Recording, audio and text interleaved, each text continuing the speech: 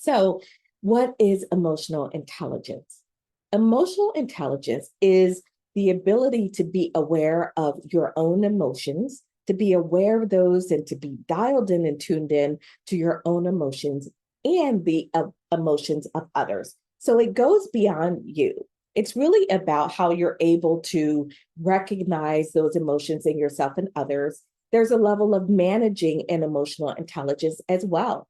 So, not only do you need to recognize your emotions, you need to be able to manage those. And I'll use a key term here, in the moment. Hindsight is always 2020. It's a beautiful thing to have. But for emotional intelligence to benefit you the most, you've got to be able to manage yourself in the moment. Someone once said to me, "Oh my goodness, it's enough for me to try to manage my own emotions. You mean I have to try to manage emotions in others?" Absolutely. That's what we do as leaders. We do it all the time.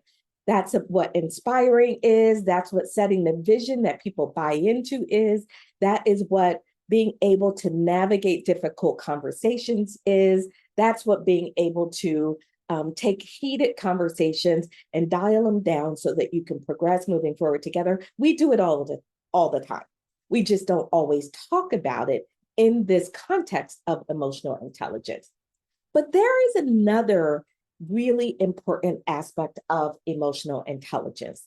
And that important aspect is we also need to be able to use this information. And by information, I mean your own emotions, recognizing yourself, what's happening within you, managing yourself and others. That's all the information that you have. But here's the question: what are you going to do with it? So I've got this great information. I recognize that I'm irritated. I recognize that I'm angry. I was able to navigate this conversation. But now what? The idea of emotional intelligence, taking it to the next step, is you should have the ability to use this information to create better relationships and to get better outcomes, right? That's an essential part of emotional intelligence. And sometimes we don't talk enough about that. Sometimes we talk about the emotional awareness aspects. That's great, but that's only step one. When I work with my leaders, whether it's one on one or in a team, we really get to this next step, which is great. So, what do I do about it? How do I help my team become more productive? How do I reduce turnover in my organization? How do I show up as a more confident, more inspirational leader? Those are essential elements of emotional intelligence.